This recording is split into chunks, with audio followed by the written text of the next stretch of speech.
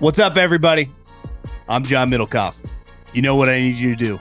Subscribe to our YouTube channel. We got content for days reacting to every NFL game all the time, every single day. Subscribe, like the videos. Let's go.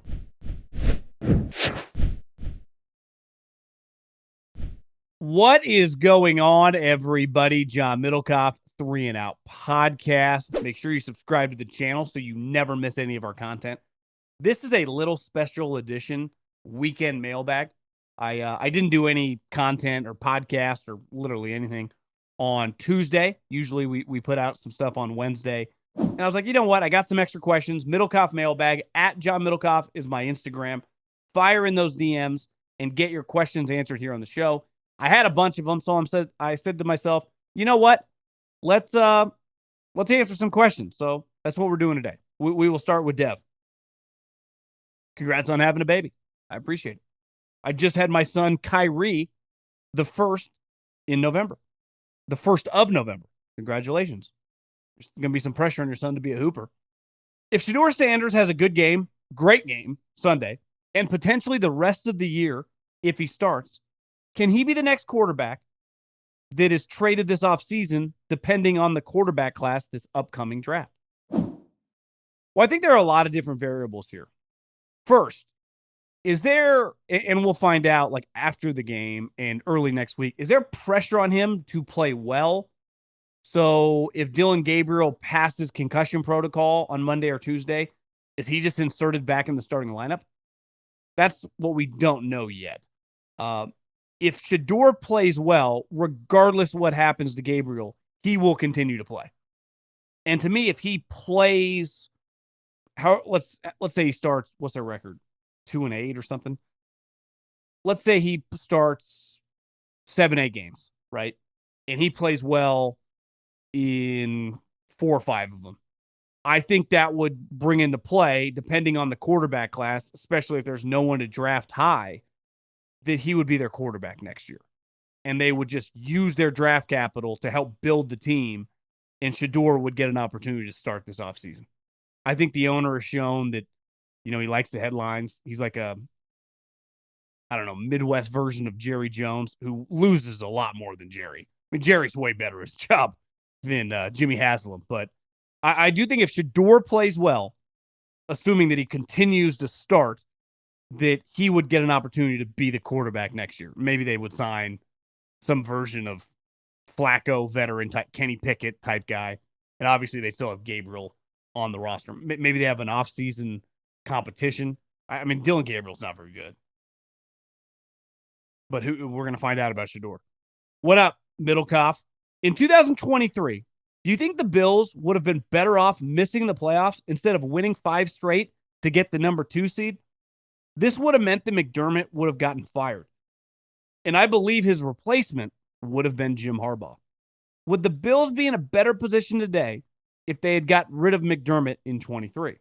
I like Sean McDermott. I'm not rooting for him to get fired. But to be objective, I'd have to admit that Jim Harbaugh is a much better coach. If you could choose, who would you want as your head coach? Jim Harbaugh or Sean McDermott? You would take Jim Harbaugh. And the one thing, which is kind of ironic, because Sean McDermott is like a defensive tough guy. Like the defense is his baby, yet their defense, part of it might be the GM too. There's a softness to the organization. Now, I'm recording this podcast. I know it's coming out on Saturday before the Thursday night game. But regardless, like one thing with Jim, obviously the Chargers have a bunch of injuries. There is a toughness element to his teams. And I just think you would add the toughness element with the talent at quarterback. I think the sky would be the limit. Now, yeah, I mean, I think that you never want to miss the playoffs. But in your scenario, I think you could make an argument you would have been better off. John, have a different kind of question. Assuming the Broncos and Eagles both get the 1 seed, who would you trust to come out on top and win in the following wild card matchups, in addition to covering a hypothetical spread for said matchup? Chiefs at the Colts. Jags at the Pats. Bills at the Ravens. In the NFC, Niners at the Rams, Seattle at the Packers, Bears at the Bucs. I think the Niners, just given that they have played very well against the Rams defense, that would be a Niner home game. The defense for the Niners is terrible, but that would be an unlucky matchup for the Rams. I think the Rams would do anything to get the Panthers or the Bears in that spot. I would say the Chiefs at the Colts. That would be a shitty spot for the Colts. Now, we'll see that matchup in Arrowhead. Obviously, it would be different in Indianapolis. Jags at the Patriots. The Jags have a pretty good pass rush. It would just come down to how well Trevor Lawrence played on the road in the cold. Don't love that. Bills at the Ravens. The Ravens, Lamar's been banged up this year. I think I would like the Bills in that spot, but Seattle at the Packers would have upset written all over it. Question yesterday, Colin had the Broncos going to the Super Bowl a week and a half ago. He was saying Bo Nix wasn't any good. Listen, I'm going to defend him this way. That's the biggest game of Bo Nix's career. It just was. And he outplayed Patrick Mahomes. There's not a soul who would have said that over the course of the last 2 months. He had been pretty bad. Now, he had made some plays down the stretch, but I do think it was fair to be like, we saw him Thursday night. I get it, short week, but at home against the Raiders, that's one of the worst games I've ever seen for a team that's competing to win the Super Bowl. And the other thing is this is not an old player with a bad game. It's like if Jared Goff has a bad game. He's proven he's a pretty good player. Now, you don't want him outside, but I expect Jared Goff to bounce back this week. Bo Nix, I don't know what I'm getting week to week. So basically the question is, curious your take on the notoriety they've been getting and the reality come playoff time.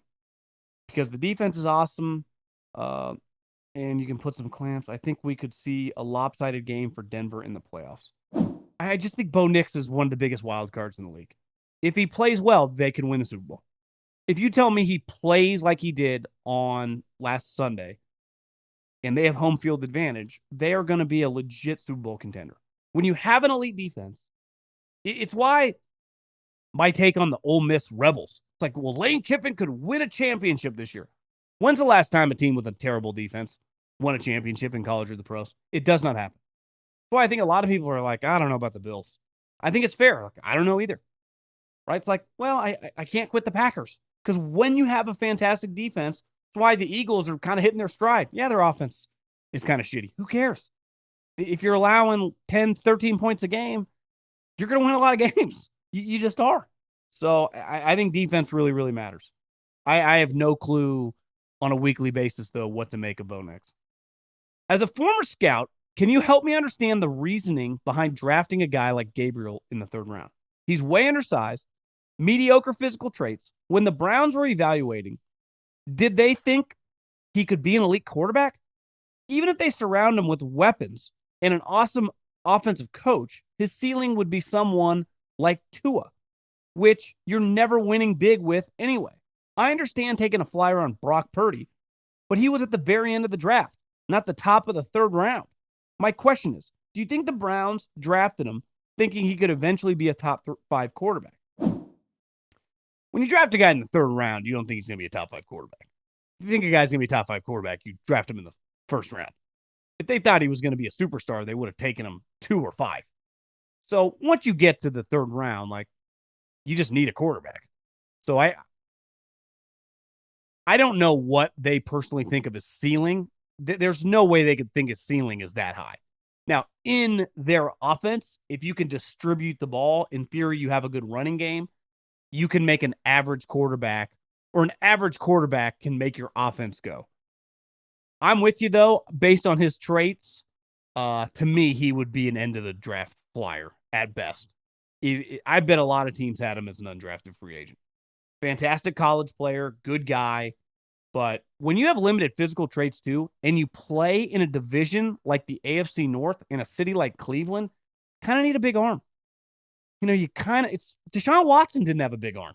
Now, they got the shittiest version of him. But, do you know what works in the AFC North? Big Ben, Joe Flacco, Lamar Jackson, Joe Burrow. You kind of got to be able to pierce the wind. Ideally, none of those guys are Marino. Flacco's got a huge arm.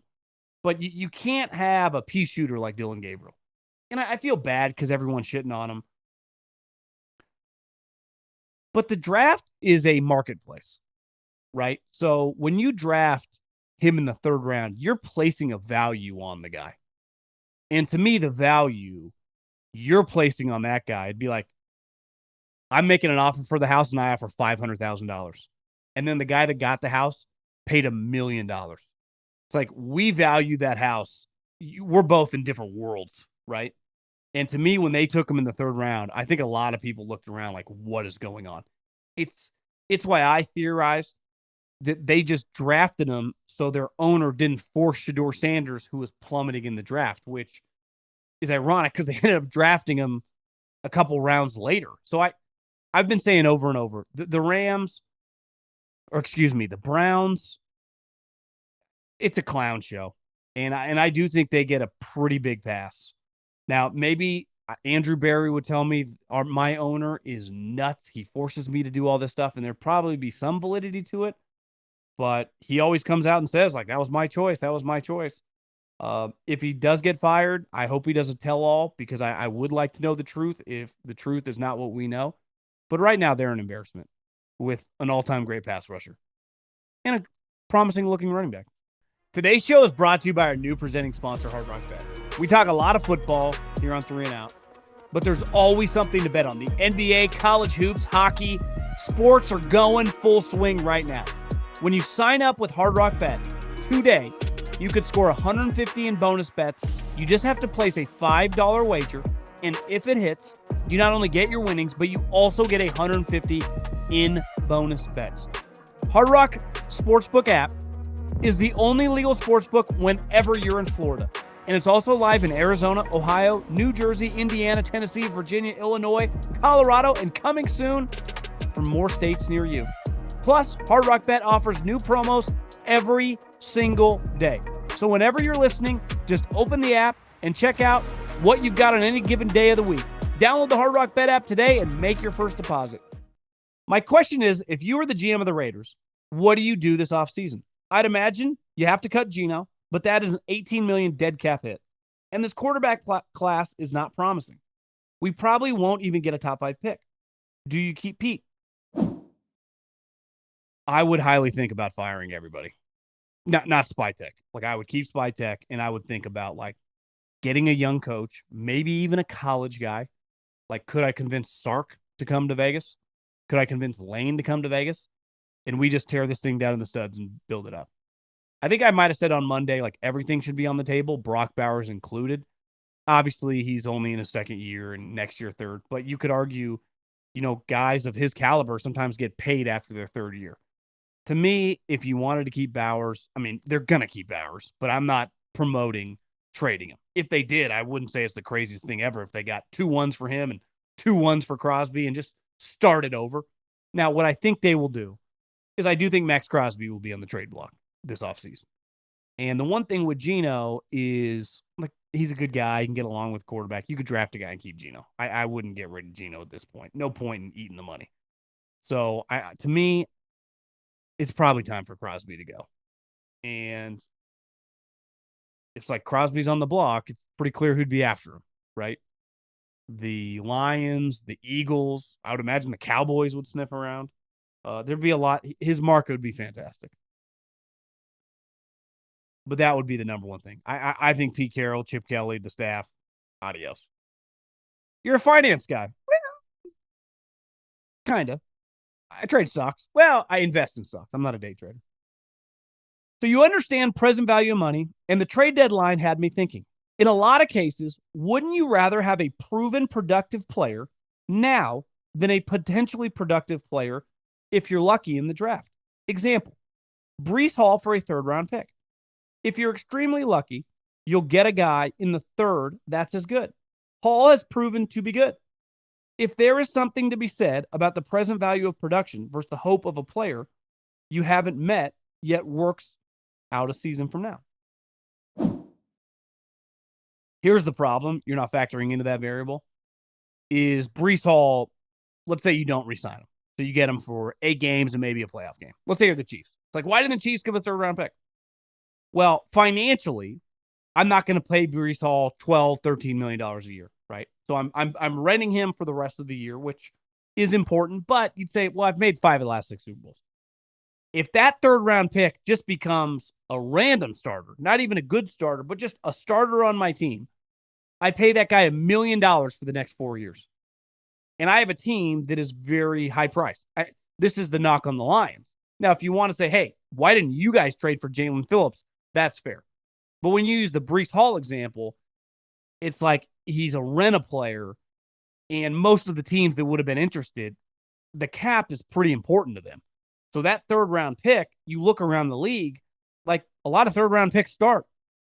And the other thing, in your example, I think you should have removed Breece Hall and used Jalen Phillips in that spot, because when you use Breece Hall, look how many running backs are all over the league who are good, that are drafted in the 4th, 5th, 6th, 7th round.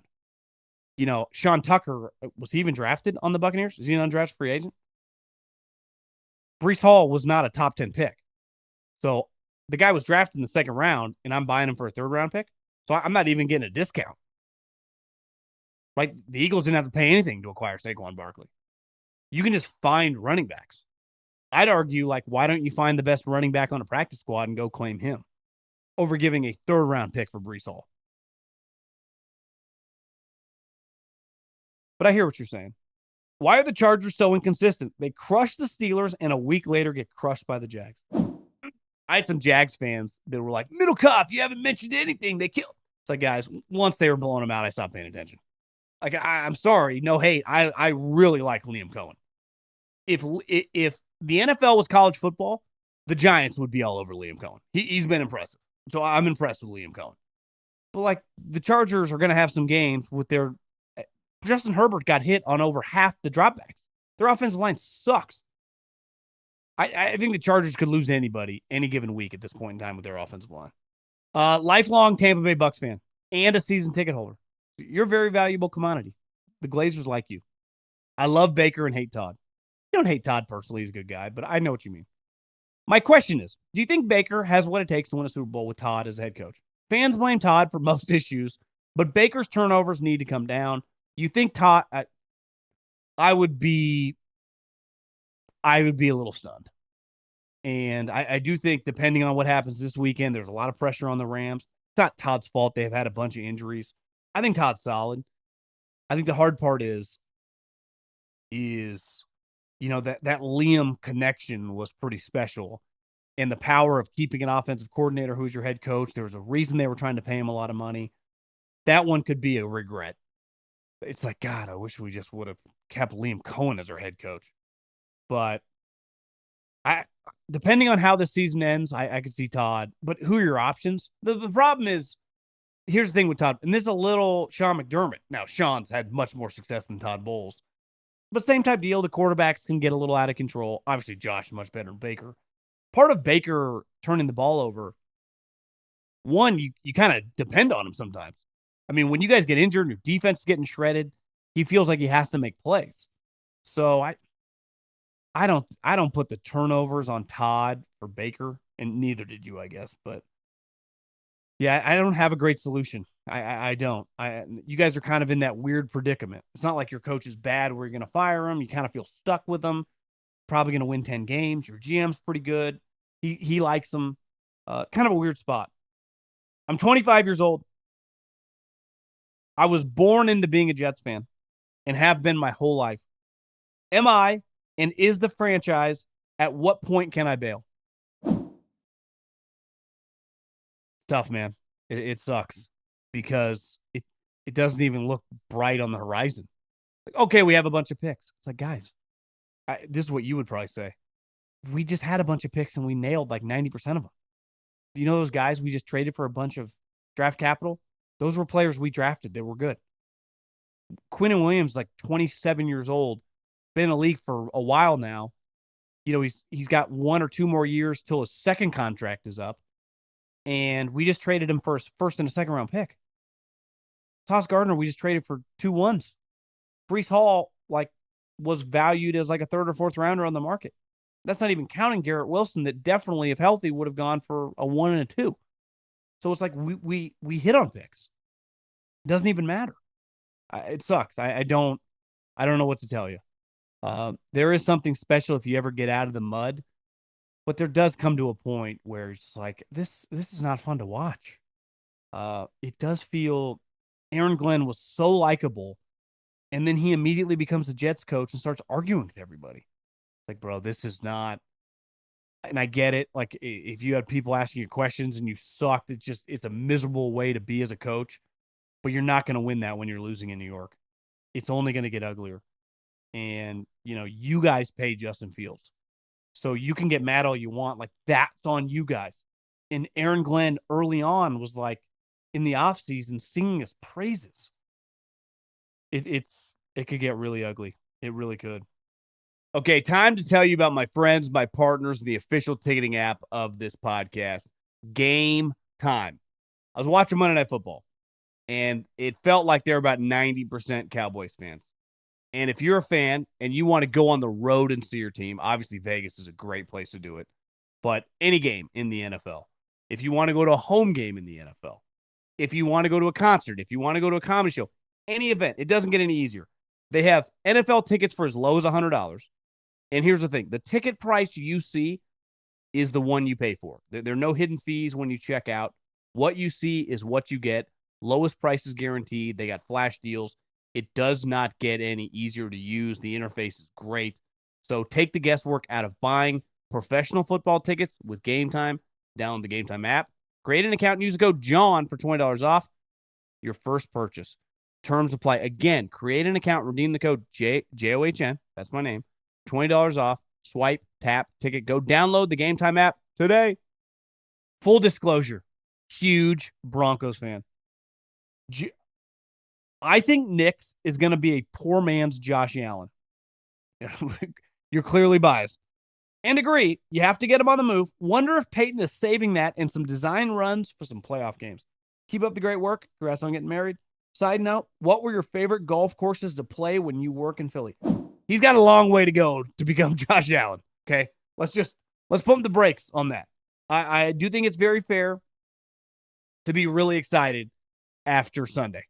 You outplayed Patrick Mahomes in the biggest Denver Bronco game in a decade. That was what a badass environment. 29 million people watched. That's cool. That was a cool moment for you as a fan. Let's just see him play back-to-back good games. Golf courses. I played some public courses in Westchester. The one thing about Philly, the outskirts, some beautiful hills, great terrain, great topography. I would say the best course I went to was Aronimink. I didn't play it, but Tiger used to host an event in like 10 and 11. My brother flew out and we just went. We followed like Justin Leonard. Nick Watney's from where I live, so we kind of followed him. Badass course, which I think is hosting the PGA Championship, or they're hosting a major in the next couple of years, but that was probably the best course that I was around. We used to play golf at this course in New Jersey that used to we had some deal with the Eagles. I don't even remember the name, but I remember playing some nice courses in Westchester. Love the show. Never miss an episode. Since you've been watching sports for a few decades now, I was wondering what are your top 5 or 10 sports moments of all time? Okay, we're going to end on this. I would say being there live, the best things I've ever seen live. I was at Game 7 of the NBA Finals in 2016. Shout out to your Dev's son, Kyrie. That was a pretty surreal moment to watch. The block for LeBron had on Andre Iguodala. It's a regret of mine. I drank a little too much. But I do vividly remember the game ending and just looking at the Cavs sideline and the eruption. I was like, this is a pretty historic moment. Obviously, the Warriors had won 73 games. They had just come back against the Thunder in 7 games in the Western Conference Finals, which obviously that loss led to Kevin Durant, but you just knew that something was big. I remember seeing Ndamukong Suh at the game, Jared Goff at the game, a lot of celebrities at the game. The other live moment, I was at Monday Night Football, the last game at Candlestick. The San Francisco 49ers were playing the Atlanta Falcons, and Navarro Bowman picked off a ball. I think it was Roddy White, bounced off Roddy White. Matt Ryan kind of threw it behind him, and Navarro Bowman took it to the house and leaped into the end zone, and it like clinched a playoff berth for the 49ers. I remember looking up. It's the loudest stadium I've ever seen. The place, it was like an earthquake. Place was shaking. And then they had like an after party. All the famous 49ers were there. Joe Montana, Steve Young, Jerry Rice, Eddie DeBartolo, Boys to Men. It was like a football celebration. But that moment, Navarro Bowman pick it off. I remember watching Jim Harbaugh because I was on the field.